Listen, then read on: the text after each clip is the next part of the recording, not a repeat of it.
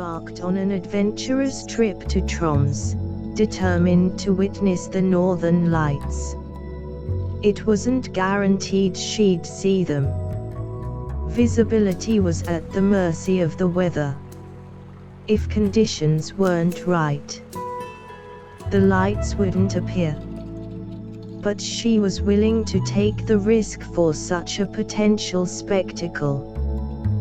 That evening, she and her tour group hiked up a hill outside the city.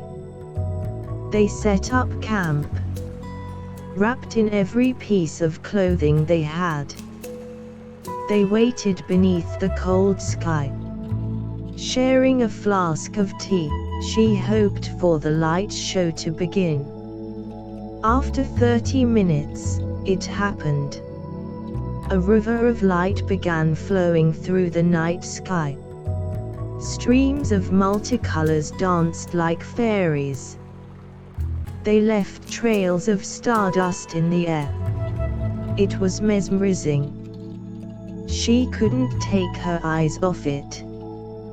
The lights shone so brightly. They even reflected on the earth below. Hours passed. She didn't sleep. She simply sipped tea and basked in the dazzling display. Mother Nature had done her work. There was nothing more breathtaking than the Aurora Borealis. The next day, with a heart full of wonder, John's grandmother booked her journey home.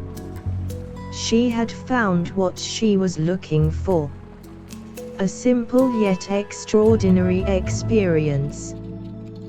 The most beautiful vision Earth had to offer. Upon returning, she married the man she'd stayed sweet on during her travels. He became John's grandfather.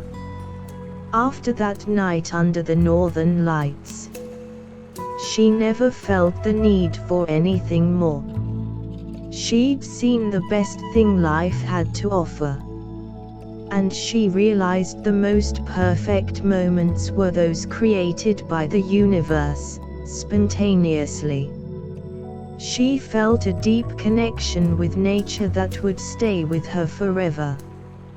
As she moved into the next chapter of her life, she saw echoes of that beauty in nature and the people around her.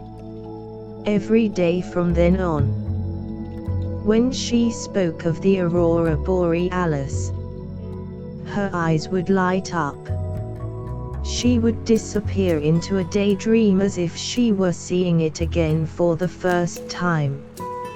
She always said it was the most spiritual moment of her life. John, too, dreamed of witnessing the northern lights one day. And now, standing beneath them with Kitty, he finally felt the magic. She rested her head on his shoulder, and he kissed the top of her head. It wasn't just the lights that made it magical. It was sharing the moment with her. Everything felt perfect. Nothing else mattered. As they gazed into each other's eyes, John knew it was the right moment. He took a deep breath and reached into his coat pocket. With his left hand, he held what he needed.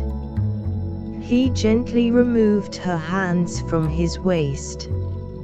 And for a moment, she looked confused.